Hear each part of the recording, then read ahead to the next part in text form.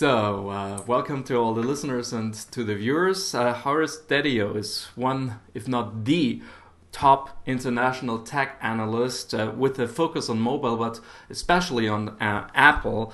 With his company Simco, Horace does very smart analysis of Apple's business strategy, and he is also a legend for his predictions of Cupertino's financial situations.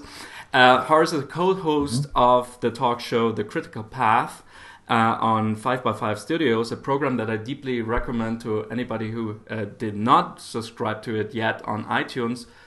Horace, thank you for taking your time. Oh, my pleasure. It's great to be with you. And we finally managed to connect, which is great. Yeah, it's a wonder. We met in Munich. You were just coming in and rushing out. But I'm very happy that I had the chance to talk to you.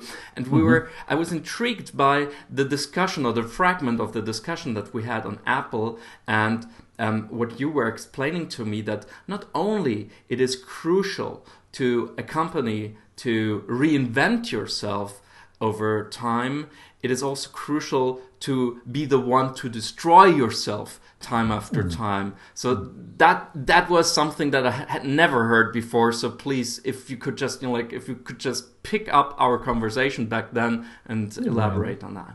Right. So someone asked me, and I think it may even have been you, who asked, what's the most probable cause of failure for a company?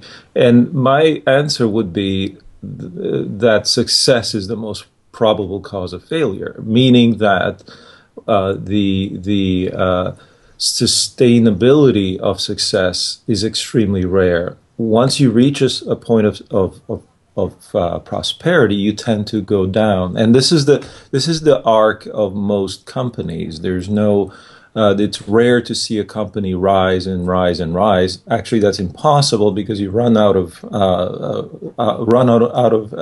planet when you do that.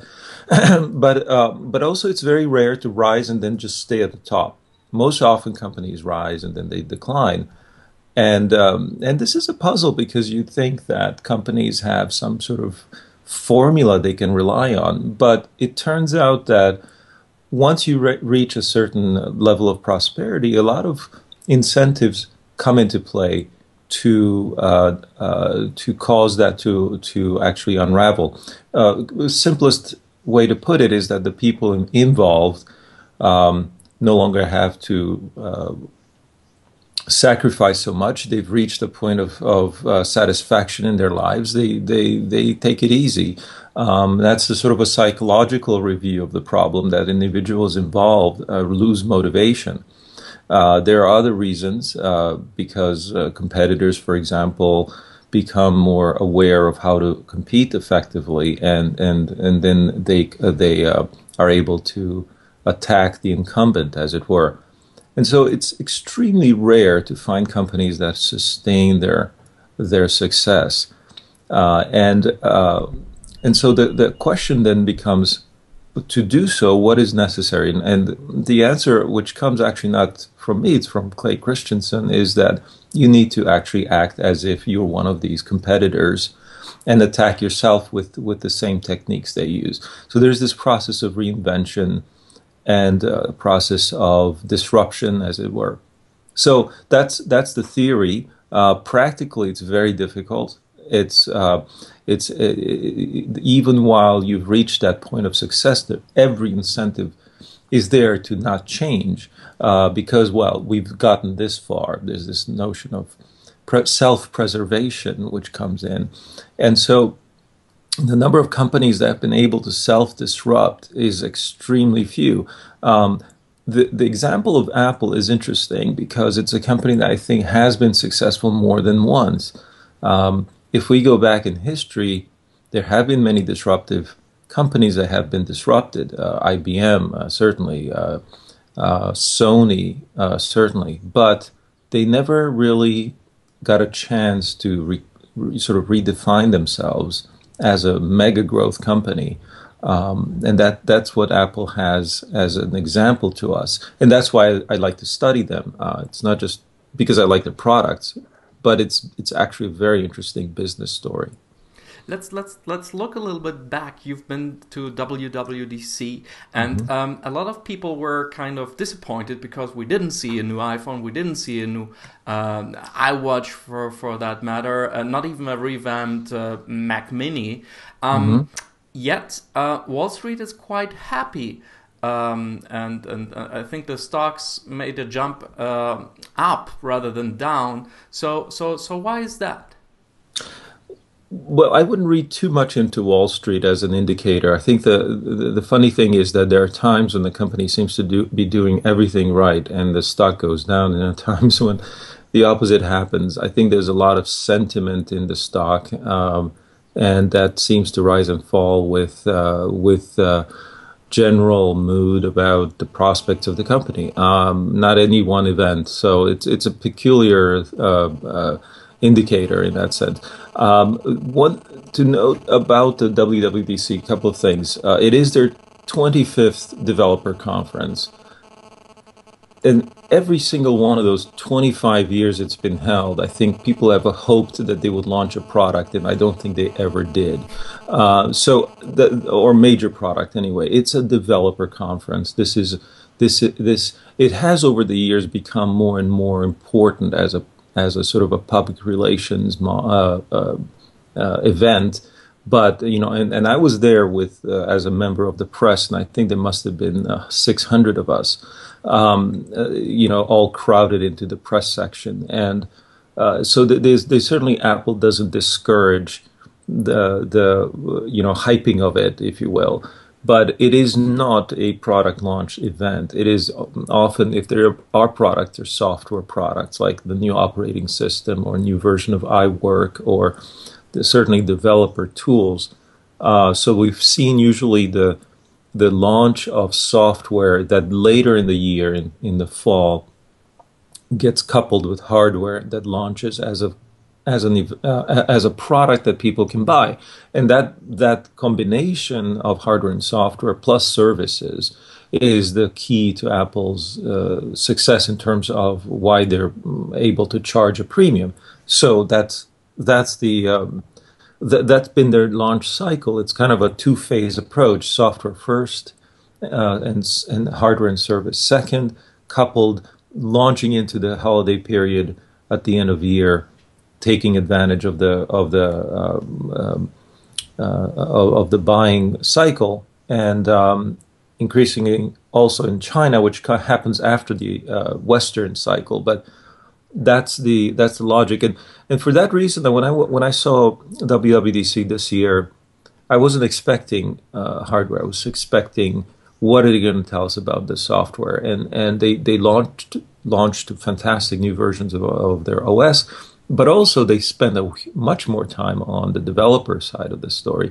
And the developer story was just, as a former software developer myself, I was just completely struck by the ambition that they had. They launched a new language, and the way I put it to some is that a new language doesn't come once a decade, and doesn't come once even a generation. It's almost like it happens every 40 years, and the language that was in use prior to last week was Objective-C, which came to us in the 1990s. So it also, the foundation of that language, which was C itself, came to us in 1970. So it's such a long process to create new languages, and for Apple to drop that and say this is a language that actually it's only for Apple products and computers.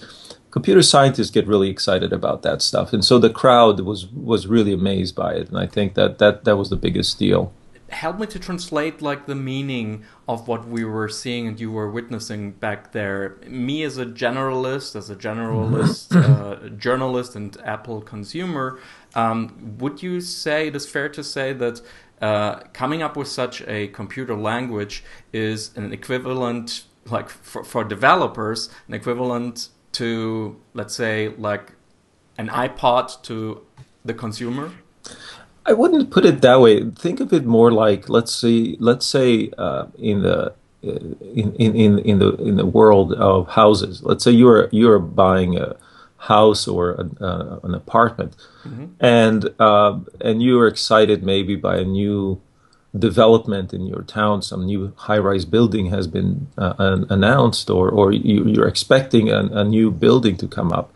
But this conference just came out and they announced a new building material, let's say a new formulation for concrete, or a new type of composite material for building, the structure of the building. And all the builders are excited, all the architects are excited, all the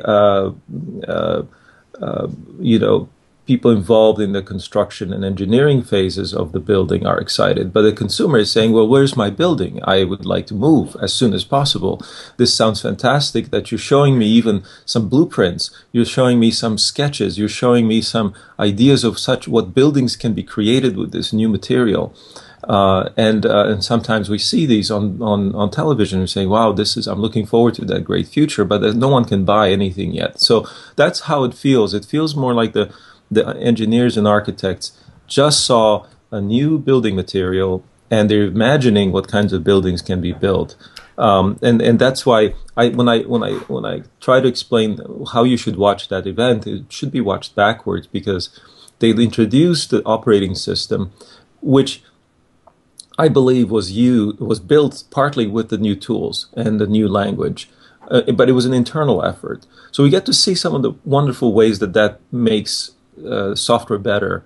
But at the end, they explained about the tools and the techniques and the technology that allows that type of building to be built. So I'm sorry it's not going to be that exciting and tangible as a result, but from the point of view of us or developers, it's just the most exciting news we've probably heard in decades. And not only you had to watch it backwards, that keynote, you also had to watch it in slow motion, because I mean, wow, there was like that home kit for 2 minutes, then there was the health kit for 2 minutes, and then like programming language, it was like bam, bam, bam, bam. So you really had to watch it in slow motion in order to get a sense of what that all means for the future. So take us a little bit backstage of that conference. What were you guys discussing backstage with the developers, with like the analysts? Like, what is the big picture here? Well, I think exactly what we're doing right now is what is the major impact. The major questions about the kits. Now, these are funny words because I don't think they've used them before. This kit with the sort of home or health or cloud in front of it. And that the idea is that now developers can kind of build things on top of the pre-assembled. Let's say these are not just the building material, but they put together essentially prefabricated apartments almost that you can reconfigure. So they almost did like half the work to get you put it this way, it's a prefabricated store or apartment, and then you can rebuild it in ways that are more suitable for your customers. And so developers would get very excited about now being very productive, so they don't have to build the rudiments and the individual components. It's not, put it another way, Lego. It used to be that you would buy Lego as just a jumble of parts of bricks, and they were all pretty much the same shape, and you have to use your imagination to create fantastic machines. But nowadays they're built into kits that you can put together, and they pretty much come out like a truck or a car. And instructions are very clear how to make exactly that product, which takes away from the imagination. But the kid gets to actually come out with a product or a toy that looks really, really quite professional, and they don't have to think too much about it. And that's kind of the same thing. Is we've gone from Lego bricks to kits. Lego Star Wars or Lego Harry Potter or whatever. Yes, but it's a kit that comes with instructions that you can all, very easily get that very sampled. Of course, they'll all look the same. So for developers, they're not going to just settle for that. They're going to, tweak it and put bigger wheels on it or something like that. But what they will end up with are applications, or the resulting toy will be will do things. It's not just Lego kit. I would say it's the Lego kits that have motors in them and have moving parts, because we end up with really fantastic toys now.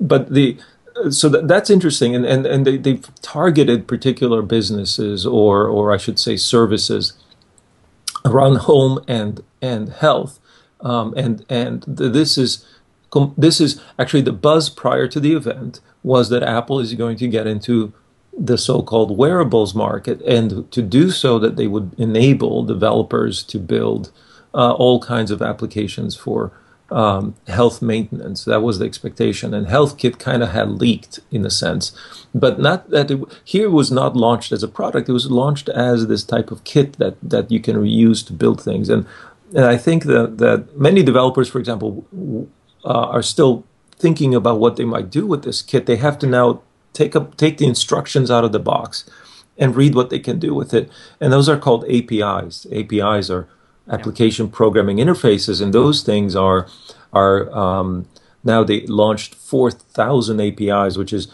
twice any number they've ever launched. So this is a mountain of information, and people have to go through it now and decide what they can build. In fact, even what they first do in the next few months will be version 1, and then we'll see for the next few years people keep improving that stuff. So it's like, I think the atmosphere is like exactly like kids go into a new Lego store and there are 4,000 new kits, and you're like, this is so exciting, I could build all these things. That's how it feels, like very childlike. You're already mentioning wearables. Do you think this is like we're about to see Apple entering a new era?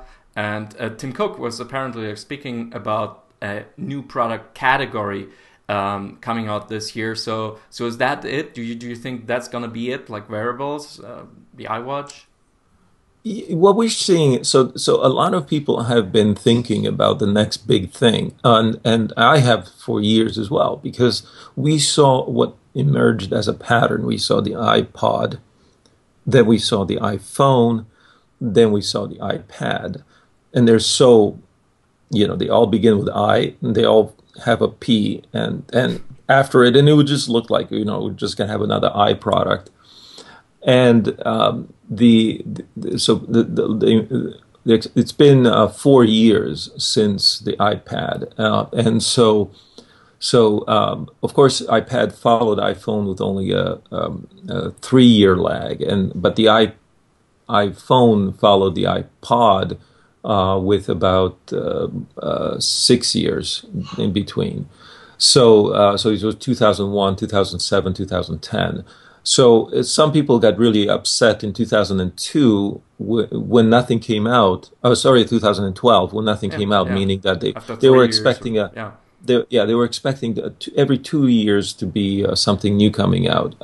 So 2010, 2012, and nothing happened, and then nothing happened in 2013. Well, it's not quite like that. I mean, they didn't have, I don't think, a new iPro. Yeah, that we have to launch a new i product that's a completely new category. And that's what Wall Street was frustrated with for years. And this is why when it didn't happen, the expectation was that the iPhone would begin its long decline, and due to competitive pressure and other things. And so since there was nothing new coming out, that Apple was going to just follow the pattern we started with, that it goes up and then it goes down. But in fact, what happened is that the iPhone didn't quite collapse. The sales actually continue to grow, but at a slow pace. And so the expectation now is, will there be another i product, which is considered to be iWatch, or maybe, and even the critics have said that even if there is an iWatch, it could never be as big as iPhone, because iWatch, these devices would be cheaper than an iPhone, and not as many would be purchased because frankly, watches are not a huge category today as relative to phones, which are the most ubiquitous consumer technology today. The phone business is literally 7 billion people could buy one or could own one, and we've seen in markets where they've been around for a while that the penetration, meaning the percent of people who own them, exceeds 100%. Many times we see more than one phone per person, and so that's going to, if that spreads worldwide, then we're clearly looking at 7 billion consumers, whereas watches are often now luxury products. Now, of course, Apple could redefine the category where people will end up having more than one watch, because there'll be fashion accessories, they'll be used for different purposes, like the iPod was. So you'll have a watch for running, and then you'll have another watch for work, and then maybe you'll have a watch for going out at night to have fun. And that's perfectly sensible. The watch could do things like that. And it coupled with your device, it becomes more like an app. So basically you would own a collection of watches to suit your needs at any time. So you'll have a rugged one, and you'll have a delicate one, and you'll have women's and men's, and so on and so on. And certainly they can do that. And I think they've been doing a lot of learning from the luxury goods business. Whether that can reach 7 billion people is not known, but we certainly could be looking at multiple watches per person of those who actually do consume them. So I think it's going to be a wonderful category, but it's more than that, because I think with the kits that we saw launched, we're going to see a whole bunch of new devices that Apple will not just necessarily make itself, but will license technology for. And that means that we're going to be more in a different business. Just for Apple, they'll be like in the accessory licensing business. People forget that in the iPod world and the iPhone world and the iPad world, there have been these accessories. And the accessories for Apple products are enormously successful category products. All right, we have not just cases, which are ubiquitous, but we have batteries, keyboards, exactly. The accessories market is not populated 100% by Apple's own, but actually because what Apple does is license the made for iPhone. That trademark, made for iPhone, means that they capture as much as 10% of the sticker price, 10% of the sales value, not of the profit, not of the gross margin, but of the actual front-end price of the consumer. And that made for I, it's called MFI, not well known, but MFI has been pulling in billions of dollars for Apple. If they extend that to be also for home electronics, that, by the way, so that covers also the speakers and the docks and all those things. By the way, you don't need to apply for and get the MFI, but I think Apple will not allow you to use the word iPhone on your packaging. So you'll have a case, and you can buy one on High Street if you walk by a shop or a kiosk, and you'll have many cases which don't have any labels on them, and you obviously they're for iPhone. But if you want to market your product as made for iPhone and have that word on there, you have to pay Apple this royalty. And also Apple may carry it in their stores, which is a wonderful distribution network. And you can charge more for it. So you're happy to give Apple their 10%. So Apple is playing this game of licensing, which again has been flying under the radar because people think Apple doesn't play well with others. It's not like Microsoft, but licensing of the brand and the interconnection between its hardware and software, that licensing may become a huge business for them. And this is what they're hinting at. If you're going to be a developer today looking at the WWDC, you might be thinking half the time about making new hardware. You might want to create new wearables of your own that are linked to iOS and iCloud and all these other things. And Apple actually, that's another thing that flew under the radar. We think of HealthKit and we think of HomeKit, but there's also CloudKit. And CloudKit means that you can use their operations back end for storage of your data and in connecting your app to other apps and through their back end. And that was a big bombshell they dropped because that the amount of storage they're making available to developers is nearly infinite and nearly free, which is a phenomenal resource. And so they're encouraging developers to use Apple's infrastructure for tying their apps together to other apps. It's unbelievable, this architectural opportunity now. So what I envision is that we'll see thousands of new accessory products to the iOS ecosystem that are just developers will build them. Increasingly, the hardware developers will build things, and Apple will license the technology access and connections and the lightning ports and all those things that they need to connect with, and those are all licensed technologies. So that might be the biggest new thing. Of course, Apple may still launch a really exciting and sexy product as well, but that could be just the icing on the top. That the main cake will be actually other people doing the work and Apple licensing things. We've discussed so far like the smart home kit. We've discussed the health, the wearable environment. There's one big, huge environment, the elephant in the room, that has not been addressed so far yet. And you also wrote in one of your recent blog posts about the questions that you wanted to ask the Apple executives. Apple TV. You were missing a kit and an app store for Apple TV. So have you heard anything at WWDC? What's the problem? Why are we stuck on that field? TV is a very complicated business, and I've tried to understand it myself, and I've made progress, but I don't think I've gotten it. The problem is that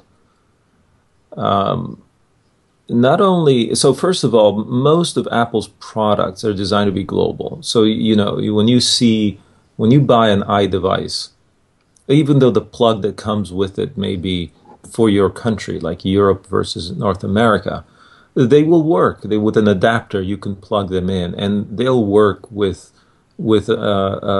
content that's global. They'll work with the internet that is global. So there's no regionalization. There's not much region-specific products. But TV is a very provincial business. TV is something that varies country by country in terms of the business models that are used.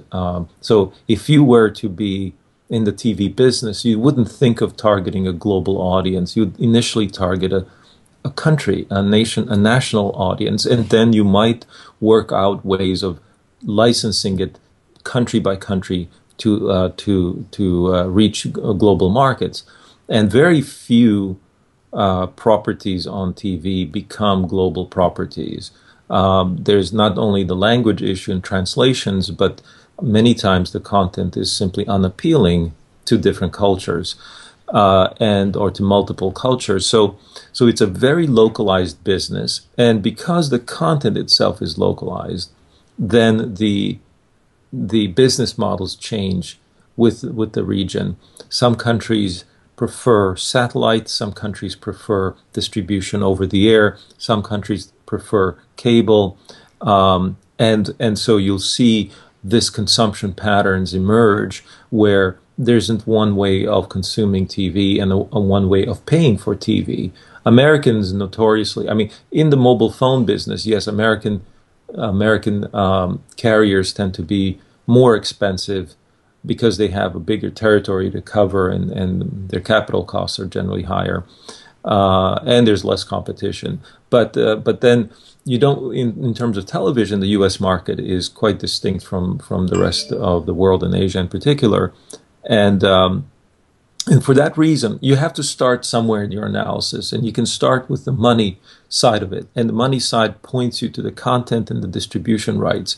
And then you say, okay, well, that means that Apple would have to do deals to get stuff into their box. The box may be technologically very advanced and may have a whole new user experience, new user interface. We've seen already many alternatives using anything from pointing devices that are that are three-dimensional to your body language, to facial recognition, to eyeball, tracking, and all these other things that engineers can build.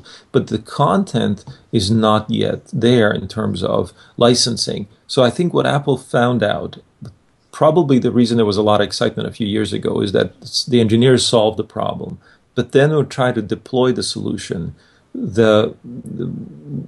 Apple ran into a wall. They said we can only launch in certain markets, which, by the way, they had to do also with music, but they rolled it out over time. They could see the way forward with music. Let's launch in one market, but then we can work out how to do it. But they probably ran into a wall with content. The experiment of Apple TV to date has been exactly that you see the difficulty in trying to make a global product out of it.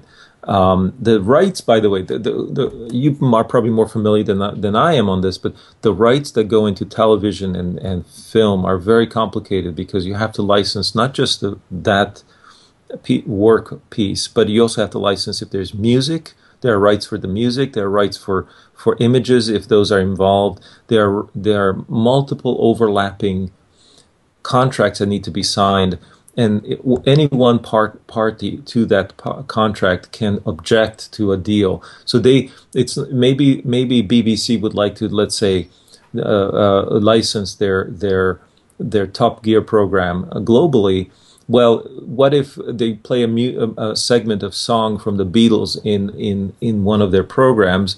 Then Don't somehow even start with the Beatles, or any other music, because I think a wonderful thing about a lot of that programming, which I've seen a lot of, is the quality of the editing and the quality of the composition of music. And then you think about it, hey, those are classic songs. I bet the BBC has a deal which says we covered the entire catalog from, let's say, an entire record company, that we are allowed to use their music in our TV programs if they're less than 30 seconds. So the BBC has a blanket deal, but that applies to the UK. So if they were to take that program and then try to launch it in Bangladesh or something like that, there would be issues. And so they don't have in their contract the right to do so. And then that's just for the music part. And there may be photographs in there as well, which are licensed. And so it becomes really, really difficult. And you can't just sign the deal as they did with the record label. So, Apple may say, okay, we license by country and we talk to 5 record labels and we cover 80% of our problem. With television, it's every program, every piece of that program in every country, in every variation. It's impossible to manage the rights on that basis alone. So it's very, very tough. And that's why TV, if you look at the number of countries today that, this is an exercise I went through and I quantified the problem. If you look at the number, because you can go to Apple and say, how many countries have access today to the App Store? Well, all the countries in the world pretty much can download apps. That's not a problem. But then you look at how many songs can download iTunes Music, and the number goes from 190, which is the total countries in the world, to probably something like less than 100. So half maybe have a music store, iTunes Music Store. And then you look at the number of countries that are selling movies, and that drops to like 12. And then the number of countries that sell television programming through Apple TV, and it drops to half yet again. So you go from 200 down to 5 or 6 which get the full experience of video. That's the trouble. And they've had that product, Apple TV, in the market for nearly as long as the iPhone. It's been, I think, 6 or 7 years. So that's why you see during those 6 years they've been trying to break this problem, and it's not a technological problem, it's a licensing problem, which really I think why we're frustrated by the lack of innovation there. Then again, you see competitors like these, like coming into the market, like Chrome from Google, or even Amazon just launched its Kindle Fire TV box. So the market and the opportunity seems to be at least like building up. So why is it that the competitors are making or trying to make that step into that game? Well, I think what you showed and all of the devices you showed, Apple has its own. So the Apple TV product, they just mentioned that they sold 20 million units of Apple TV. I own 3 or 4. There's like one for every major TV in the house because they don't work any other way. So you kind of, and they're very inexpensive. They're less than $100 and I think €100 in Europe. So they're not making a lot of margin on it, because that, to me, the way I describe Apple TV, it's Apple's version of the Kindle. You give the hardware for free and you try to make some money on the distribution of content. So certainly what the others have done is variations on that theme. I think actually the most advanced approach has been from Microsoft with Xbox and the idea of integrating television and game consoles. And not only do they have a media player in a game console in the form of a Blu-ray or DVD player, but they also have usually a download and streaming option, and then they have a network-based gameplay. And so because Microsoft has the Xbox foundation, they can build on it with all kinds of television-related products. And they also introduced the Kinect system for gesture recognition, which they can evolve into a really innovative way to interact on TV. And Sony followed them. So there's a lot going on in that space. But game consoles are not yet even at half the U.S. market in terms of penetration, and they've been doing it for decades. So it's not quite enough to get everybody to have one. The other problem, and the other devices you showed, have the same limitations Apple does.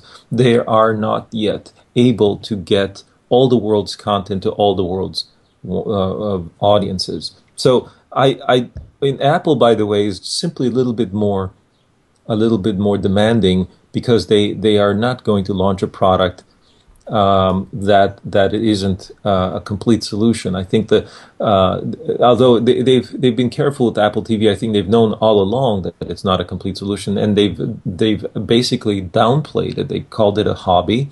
Then they said we're not going to push it with a lot of advertising, so you don't see the education of the consumer on the benefits of that product. And so for that reason, I think even within Apple, that product is kind of a mystery. And although and they I think also said that it's not a hobby anymore, right? I mean, like Tim Cook this year for the first time acknowledged that we've sold so many of these that we cannot call it a hobby anymore. In fact, they said they gave numbers for it. 20 million units I mentioned, but also $1 billion a year. Now that's hardware and content together.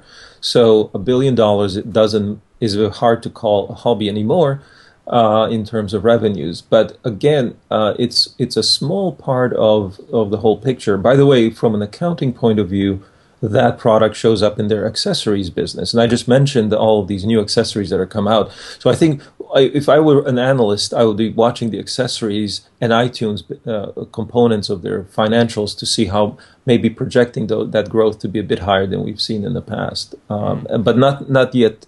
That's still maybe less than 10%. Those two together, less than 10% of Apple's overall business. But yes, it's an evolving story, but it's not a big bang story. It's not one where we see suddenly a dramatic change. It may happen, it may still happen, but I think the reason it hasn't happened yet was exactly this notion of rights and distribution rights that they haven't been able to nail. You were mentioning the Xbox of Microsoft, which is a media device for the television set. Do you expect Apple sooner or later to come out with sort of a game console solution for it? Already killed in a way the Game Boy with this little device. So do you think if they were to offer, like, let's say just a gamepad or something for Apple TV, that like you turn your hobby Apple TV into a hobby game console? Yeah, so that's another thing. Games would be natural, especially since the hardware inside of Apple TV is the same processor and operating system that we see in the iOS devices. It is running a version of iOS. It is running a version of the A series chip. And One could easily imagine, because you're not constrained as much by power consumption because you're plugged into the wall, that you could actually tune that A chip to be even faster. The A chips now also have graphics co-processors, which are blowing people's minds in terms of speed and performance. In the last event, they actually said that the metal is a software or a layer of access to the hardware that allows developers to work at even faster speeds, and that would allow graphics to become truly game console. They said it's like having an Xbox 360 in your iPhone, and so it's we're going to get that level of performance on the A series chips, and that could easily end up in an Apple TV product, which would then beg the question: why aren't you doing software on the TV that makes sense to enable that? I think they will. I think the problem with consoles generally is that the business model there is that a software title for a game console is $40, $50, $60, and they tend to be franchises like a movie business. They cost hundreds of millions of dollars to develop. They're not targeting the producers of console games. So they're targeting the developers, and they haven't yet asked them move your titles to your $1 to $10 in that purchase titles to this console. But if they chose to, they flip the switch, I think that we'll see a flood of games coming to the Apple TV. I think that this is the chicken and egg problem. They do have probably the user experience technology they need, but they're saying, do we launch a game console, or do we launch a TV product that also is a game console? This becomes like a metaphysical discussion almost. So I'm not going to get into it. I think there are constraints we are not aware of, right? That's the bottom line. Business and engineering is a matter of balancing constraints, and consumers, they don't see the constraints. So they're always guessing, well, I don't see the constraints, and therefore I don't see why they don't do something. But they are constraints. So we'll have to wait and see there. I think it makes sense to also think about the fact that if you have in your hand a console quality player, why not just use the Apple TV as a dumb relay so that the images that you see on your device are simply mirrored on your screen? In fact, AirPlay. Yeah, when I give presentations, that's what I do. I use an iPad to do my visuals and show my data, and I use my computer only as a mirror image to then be shown onto a projector or a TV to the audience. So my computer becomes the dumb relay like Apple TV is. And so Apple TV could be developed more as a streaming from your phone type of solution. There are some latency issues when you play games, though. So that may be a technical limitation. I've tried it. I've tried to play a game on my phone and have it mirrored on my screen so I could maybe see it bigger and other people could share the experience. There are some delays now that make that a little bit less perfect. But so there are different ways to play this game. I think that the final point I'd make on Apple TV is that the TV itself, the big screen you have in your home now, has become the dumbest thing in your home. Although they've been trying to market them as smart TVs, people actually prefer, I've met people who prefer to have a TV that doesn't have smart credentials because they actually get in the way. They're not well implemented. And so it has just become a furniture. And that's the thing about that business, and the pricing of those large screens has come down so much that it's almost an impulse purchase. You'll just pay a few €100. And by the way, once you buy it, it lasts 10 years, so you don't think about it anymore. It's just part of the background that you obsess more about the little boxes you attach to it and the device that you may stream to, and so on and so on. So it's a business that's kind of evaporated as a large opportunity, I think, over the last few years. It's commoditized. Let's tackle the final two topics that I wanted to discuss with you. Let's talk China. There's no keynote, I'd say within the past 3, maybe even 4 years, that there was not a special section or at least mention of like what Apple has done for the Chinese market. So how is the situation? Do you have any insights? How is Apple doing in China these days? Well, China is now the second largest market for Apple. It wasn't so even 2, maybe 3 years ago. The way Apple would report they have regional categorization. So they have the United States, they have Europe, Japan, for historic reasons, because Japan was the second or third market maybe for a lot of their products. So they keep reporting Japan separately. Then they've added China and then the rest of the world. And China includes also Hong Kong and Taiwan, and therefore it's sort of Greater China. And that China segment just grew and grew in the last few years, mostly as they launched the iPhone. And it's by far now bigger than Japan and bigger than Europe. But the interesting thing is that Tim Cook was asked about this a few years ago, and he said that we strongly believe China will be number one. So China will be the largest. And at the time when he said that, I made a quick post where I tried to answer the question, when will China be number one, based on some growth patterns. And I don't remember my answer, but it was pretty soon, in a couple of years. Certainly not like, a decade or something like that. So what does that mean? What does it mean for China to be number one? It is, of course, from a numbers point of view, you can imagine that population is huge. Increasingly, the percent of that population that can buy Apple products is growing, reaching middle class. And the brand has a very high value to that audience. So it's not seen in China just as, let's say, another computer company or another phone company. The consciousness, I think, in China of the brand is that of a really premium, reflective of good taste. And that means that the Chinese consumer won't be persuaded only on the functionality of the product. And that frustrates a lot of people because they want to measure the world in terms of specifications. But Apple has cultivated the brand there. The downside, by the way, is that brands can also go out of favor.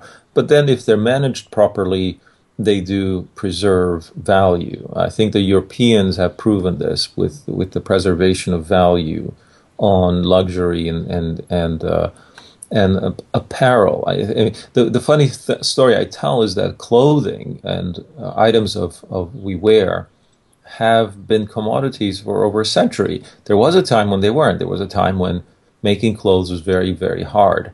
And those who knew how to do it had special privileges in society. They were masters of a craft, and they were highly paid. And with mechanization and industrialization, those privileges disappeared, and that was a traumatic period in the history of civilization. And then we got to the point where nation states like the Great Britain had a near monopoly in the production of clothing, and so on it goes. But arguably it was the late 19th century when items of clothing were no longer, you didn't own one piece of a suit all your life. You could actually change your clothing and have all kinds of styles. And that when that happened, the business changed from production. When there was scarcity was present, abundance allowed production to increase, but also it forced people to rethink where the value is. It's not in function, it's in the style, and it's in the design, and it's in the brand. And that happened in clothing. We tend to think that it's been with us forever, but it happened at a certain moment in time. I think electronics are going through this now, where the the production and the constraints that we used to have, that computers were rare and hard to make, have gone away. But now we have to shift our thinking that we're not going to assess whether we use a computer on the basis of specifications any more than we assess whether we buy an item of clothing by the number of threads used in its production and the coefficient of reflectivity of its material, or the coefficient of thermal insulation. We don't measure our clothing this way. We don't measure our hats or our shoes in any way except the size that fits us. So we are only looking at the brand. Is it something we trust that has done good work in the past? Is it something that's comfortable if we use it? And ultimately, does it look good? And that's how we decide to buy it. And we are fine if we made a mistake. So I purchased the wrong shoe, big deal, or the wrong pants. I'll just get another. And so we have changed our thinking about the functionality of apparel, and increasingly we are thinking the same way about automobiles. We're thinking the same way about household appliances. We don't worry so much about the specifications of a washing machine. Yes, it's nice to have a bigger one, maybe, but really, does it work? Is it a good brand? Does it, is it going to be hassle-free? These are the considerations, and therefore, that's the basis of competition of that industry. It changes over time. It's not static. So in computing, and increasingly, because these computers are not just utilities, they're actually allowing us to live different lives, then we start to think about them as something that has style, fashion, and the basis. I'm not suggesting it's only those things, but the basis of competition is shifting, and Apple is the leader in the regard of sort of reconfiguring itself as a business to make sure that it solves that basis of competition. And yes, many people will object to it because they'll say that that's fashion and it's not substance. But so what? You see, that's where you have to say, time to move on. So I don't have a problem with it. So in the future, since Google's already like putting so much power and so much time into like their cars, in the future, you're saying we're deciding whether we're gonna drive an iOS car or an Android car, but not a BMW or a Mercedes? Well, that's a good question. I think that still today it's rare that people make that decision on phones. I think that it's one of the dimensions. There will be if that becomes the decision only if every other issue is irrelevant. So you will see questions about brand in automobiles, I think, going forward, and there might be a new brand emerging that embodies the meaning of technical sophistication. But I think there's also the Tesla, exactly. But there are also possibilities for that brand to be subsumed. So Tesla could be acquired. We could hear tomorrow that Tesla is acquired by a Mercedes or of Toyota, for example, and that wouldn't shock us. So we'd say, oh, well, I hope they don't destroy it, would be the answer. But they might just keep it as a separate brand. Mini was acquired by BMW, and they didn't destroy it. They actually made it better. So in that sense, Mini survived, and it's a great value in itself, having that brand. And so over the years, we've seen a lot of this brand being bought and sold. And but the industry fundamentally hasn't changed. So I think that in the sense of what would be the basis of competition, that the infusion of software, and it's not, we tend to think of devices, but it's really the software that made these things great. So the software is coming into more and more industries. It's coming into, it came into telecommunications, and that period was the upheaval of the incumbents in like Nokia, like Motorola, like even before them, Siemens and Ericsson.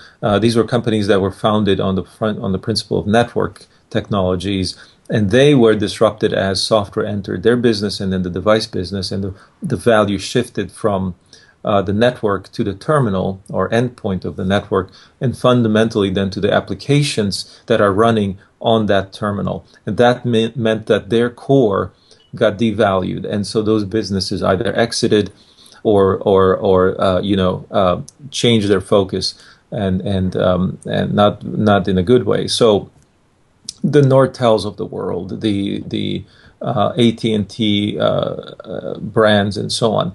So that problem of evolution and disruption has caused upheaval in telecommunications, because fundamentally software was this enabling technology that allowed this to happen. Secondly, so another example I can give is in computers themselves becoming miniaturized, and that meant that software was a different value proposition than in the times when it was a personal computer under your desk. And so that's where Apple prospered from being an integrated software and hardware company. And so as software enters more and more industries, and we're seeing software changing entertainment, not necessarily in a predictable way. It may change music, but it may not change TV. Again, there are issues there. But we may see software enter transportation. I think that's what you're saying with Google.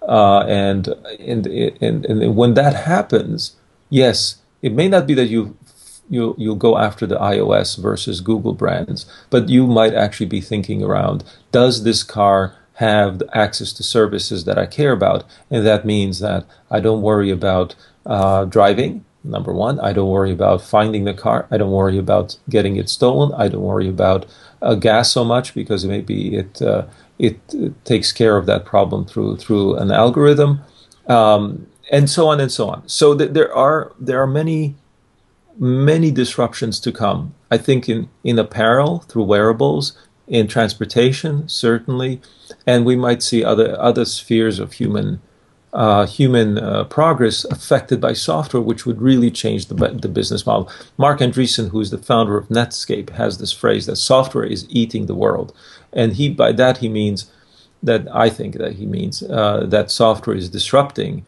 a whole lot of industries that we thought were immune from disruption.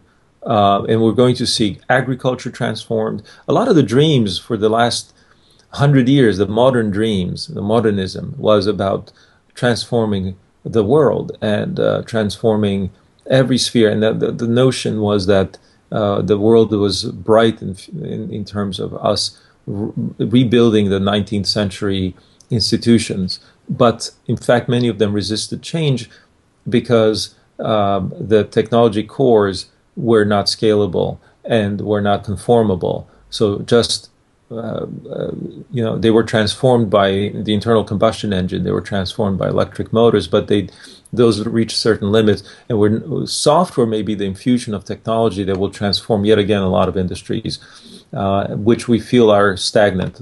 Energy, for example, we feel that that's an unsolvable problem. But software is going to have mysterious, magical effects, I think, on those industries. Wow, okay. So a lot to look forward to break it down, to wrap it up a little bit regarding the next months. And it's going to be an interesting time to see the coming weeks and months regarding the special events that are about to happen.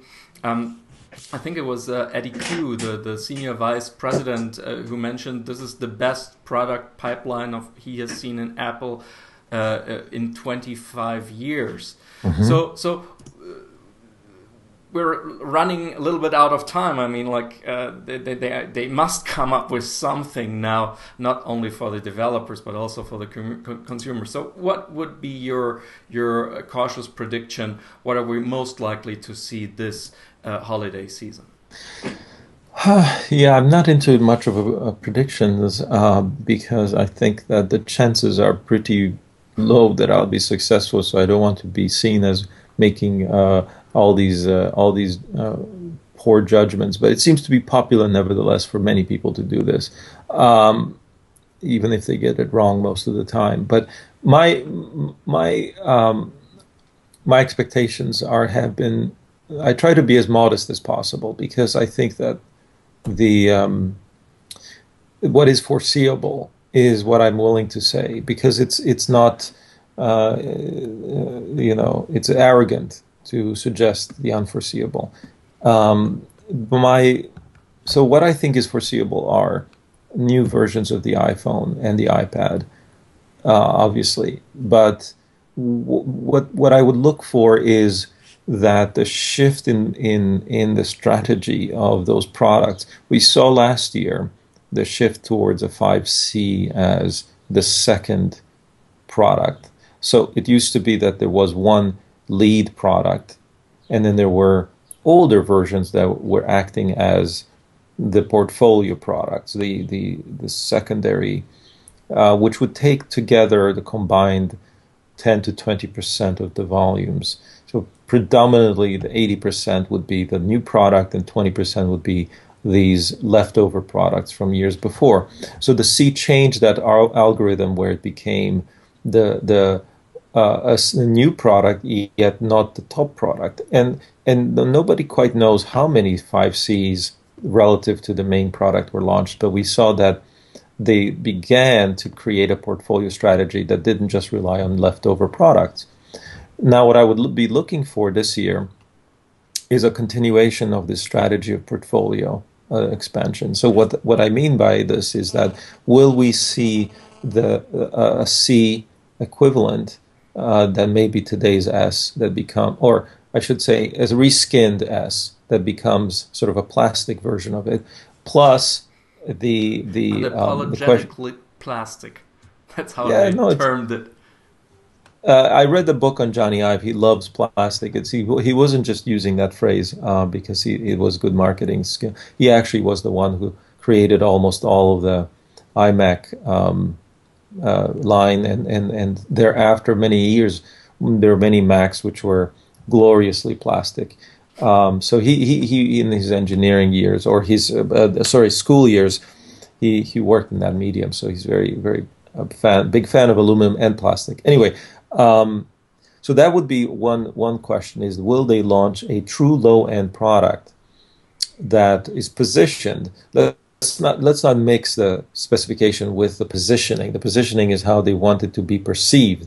And the perception is that there are new products, middle, high, and low. And that would be interesting to see, that there would be, and they might even do it by adding a new, even higher high end. So, when the 5S launched, it actually got more expensive than the old 5 was. And now they might create a sort of, not a C for the bottom or middle, but rather a sort of a class structure, like cars have become this way, right? You have a C class, you have an E class, and you have an S class, or in BMW's case, 3, 5, 7, and then you see how in the auto business they just keep trying to mix things up and create even more classes and more categories. So what used to be that Mercedes made one saloon car and maybe one limousine car.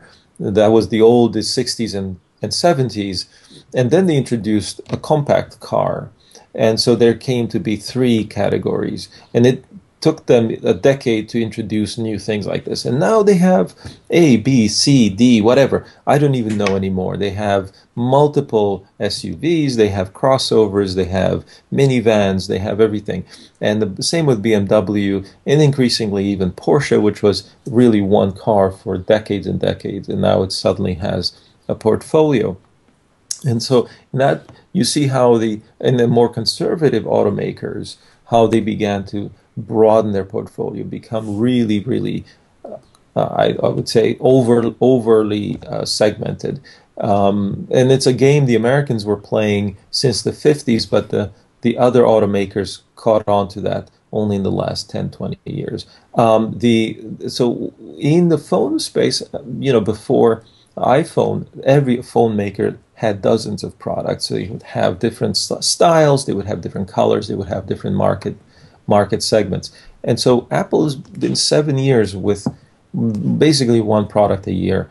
And then last year they did 2 products in 1 year. So the question would be for me, are we going to see 3 new products in the iPhone category launch in the same year? And this will be something that will be debated for months, but it's like Samsung will have 30. Even Nokia will have 10. So this is a what I call the modus operandi of the of the industry to have vast portfolios. And if Apple does 2 or 3, everyone is shocked. But in fact, it's standard operating.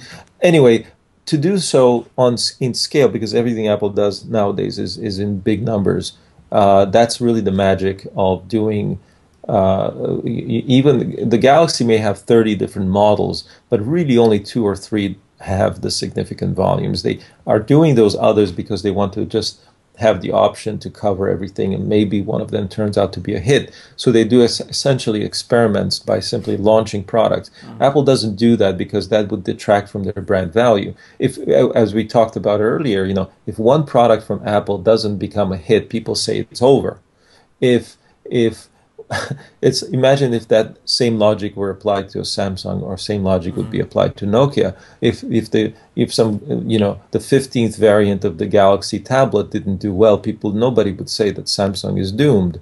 But people do say that because Apple didn't make a success story with the Apple Cube, which they remember from 2002. They say, you see, that wouldn't happen if Steve Jobs was still around. So that's the difficulty they have, is that their brand is seen in such a pristine way that anything they do wrong, the perception is that the brand suffers.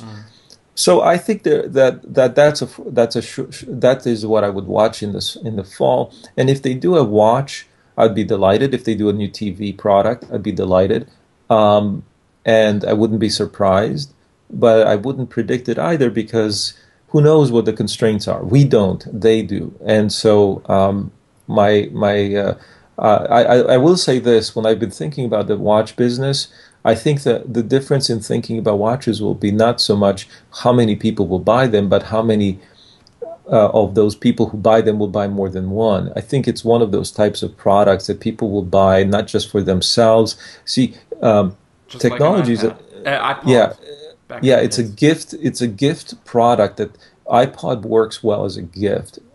iPhone, a little bit difficult because you have to have the service that goes with it, and you don't know often, and it's very expensive. So it's a personal choice. So iPhones make great gifts, but they're extravagant. But if you had a device that was $200 to $300 or less, that